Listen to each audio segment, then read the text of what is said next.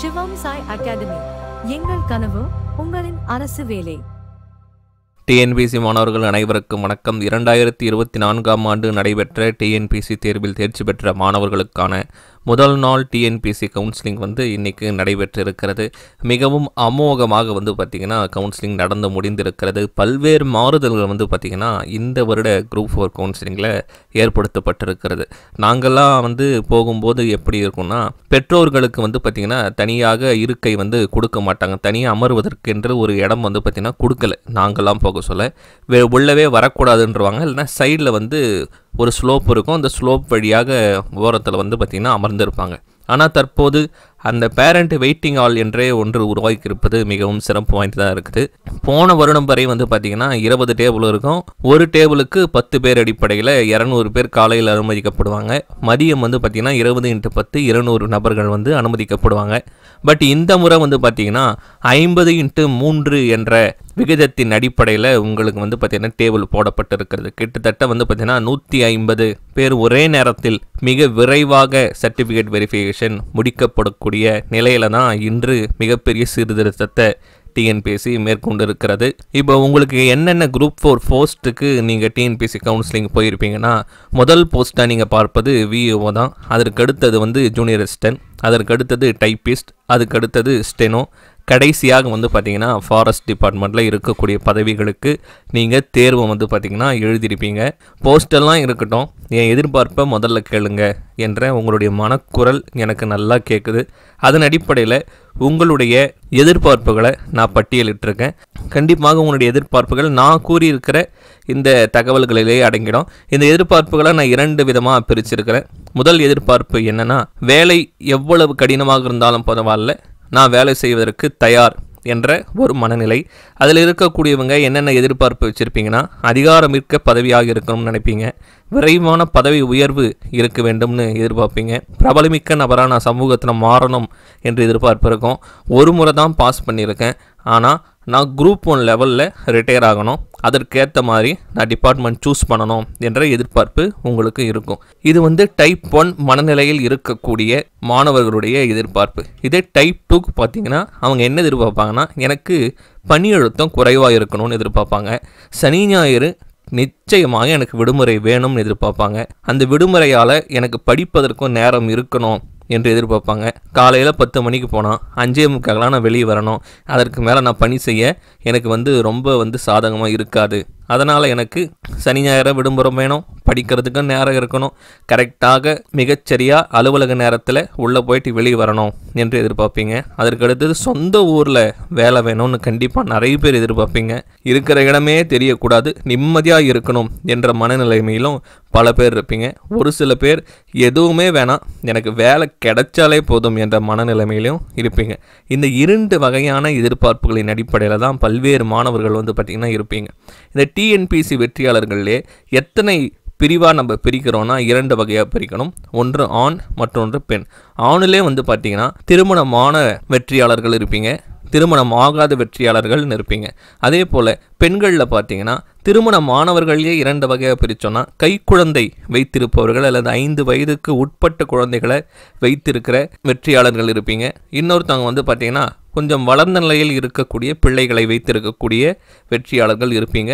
மற்றும் பார்த்திங்கன்னா 2வது வகையாக திருமணம் ஆகாத பெண்கள் இருப்பீங்க. ஸோ உங்களுடைய எதிர்பார்ப்புகளை அடிப்படையில் வச்சோம் டிஎன்பிசி வெற்றியாளர்களாக இருக்கக்கூடிய இந்த பிரிவுகளை வைத்தோம் உங்களுக்கு மிகச்சிறந்த டிபார்ட்மெண்ட்டுகளையும் எந்தெந்த டிபார்ட்மெண்ட்டில் எந்தெந்த மாதிரி வேலை இருக்கும் என்பதையும் சொல்ல போகிறேன்.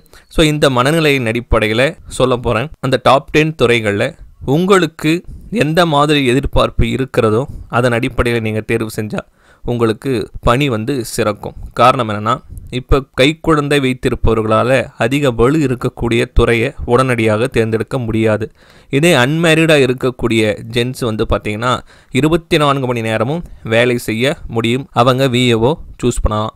அதே திருமணம் ஆன வெற்றியாளர்கள் பார்த்திங்கன்னா விஏஓ சூஸ் பண்ணால் அது 24x7 ஜாப். ஸோ அதற்கு ஏற்றாற்போல் அவங்க யோசிக்க வேண்டிய மனநிலைமையில் இருக்கணும். ரெவென்யூ டிபார்ட்மெண்ட் வேலை பளு அதிகமாக இருக்கும்.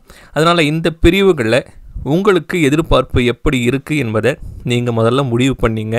முடிவு பண்ணிவிட்டு அதற்கு பிறகு நான் சொல்ல போகிற துறைகளில் என்னென்ன பாசிட்டிவ் என்னென்ன நெகட்டிவ் இருக்குது என்பதை தெரிஞ்சுக்கிட்டு உங்களுடைய துறையை நீங்கள் சூஸ் பண்ணுங்கள். இப்போ நீங்கள் சூஸ் பண்ணுறதுக்கு முன்னாடி என்னென்ன டாக்குமெண்ட்ஸ் முக்கியமாக நீங்கள் வைத்துக்கணுன்னா, முதல்ல உங்களுக்கு இருக்கக்கூடிய கவுன்சிலிங் ஆர்டர் தான் உங்கள் கையில் இருக்கணும்.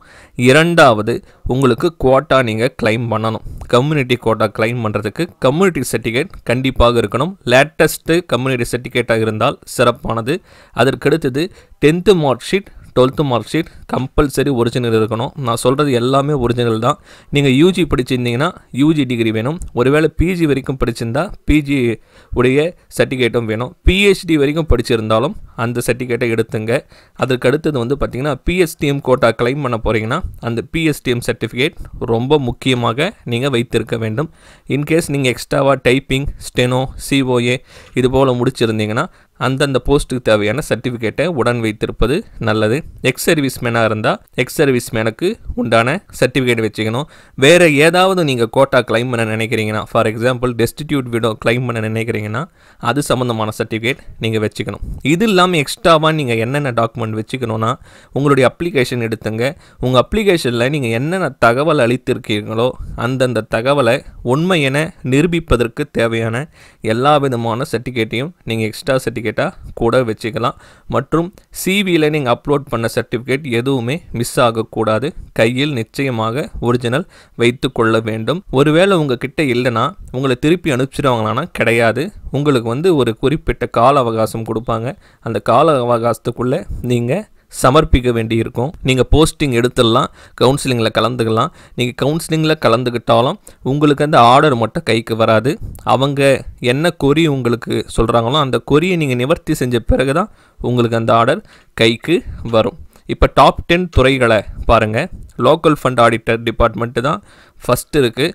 ஏன்னா அந்த டிபார்ட்மெண்ட்டில் நீங்கள் ஜூனியர் அசிஸ்டண்ட்டாக ஜாயின் பண்ணிங்கன்னா அடுத்து உங்களுக்கு லெவல் 16 தான் உங்களுக்கு. இப்போ லெவல் 8 ஜாயின் பண்ணுவீங்க.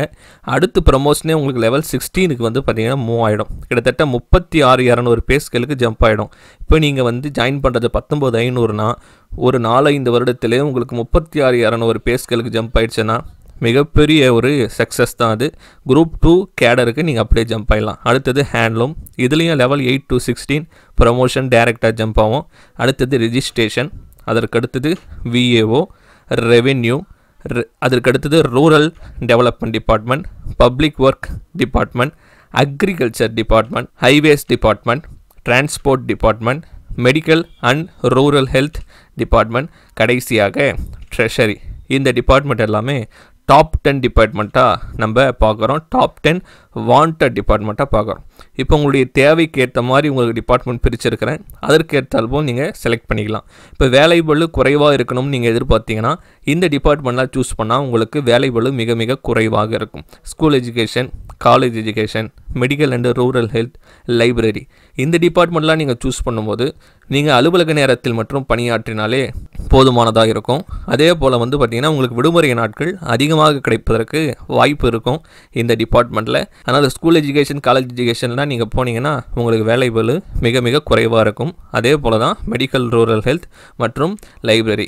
அதற்கு அடுத்தது பார்த்திங்கன்னா வேலைபளு எங்கெங்கெல்லாம் அதிகமாக இருக்கும், ப்ரொமோஷனும் கொஞ்சம் நல்லா இருக்கும்னா விஏஓ, ரெவென்யூ, போலீஸ் டிபார்ட்மெண்ட்லாம் உங்களுக்கு நிறைய வேலைபளு அதிகமாக தான் இருக்கும். அக்ரிகல்ச்சர், ரூரல் டெவலப்மெண்ட்னால் உங்களுக்கு அதிகாரம் மிக்க டிபார்ட்மெண்ட்டாக இருக்கும். பிடபிள்யூடி, டிரான்ஸ்போர்ட், இது எல்லாமே உங்களுக்கு வேலைபளு அதிகமாகவும் இருக்கும். அதிகாரம் மிக முக்கியமாக உங்கள் கையில் இருக்கும். ப்ரொமோஷனும் பார்த்திங்கன்னா கொஞ்சம் ஃபாஸ்ட்டாக இருக்கிறதுக்கு வாய்ப்பு இருக்குது. சமீப காலமாக எல்லா டிபார்ட்மெண்ட்லையுமே ப்ரொமோஷன் லேட்டாக தான் ஆகுது. காரணம் என்னன்னு நீங்கள் பார்த்தீங்கன்னா 2016க்கு அப்புறம் நிறைய யங்ஸ்டர்ஸ் பார்த்திங்கன்னா அரசு பணியில் தேர்வாகிட்டாங்க. அதனால் உங்களுக்கு ப்ரொமோஷன் நிச்சயமாக எல்லா டிபார்ட்மெண்ட்டுமே முன்பு இருந்தது போல் இல்லை, லேட் ஆகிட்டே தான் இருக்குது. அதனால் ப்ரொமோஷன்ன்றதை செகண்டரியாக வச்சுங்க. உங்களுடைய தேவைக்கேற்ற போல் நீங்கள் டிபார்ட்மெண்ட்டை சூஸ் பண்ணுறது உங்களுக்கு சிறப்பாக இருக்கும். காரணம் என்னென்னா இப்போ எடுக்கக்கூடிய வேலை தான் உங்களுக்கு அடுத்து 30 வருஷத்துக்கு உங்களுடைய வாழ்க்கையை நிர்ணயிக்க போகுது. அதனால் மிகச்சரியாக சூஸ் பண்ணணும்.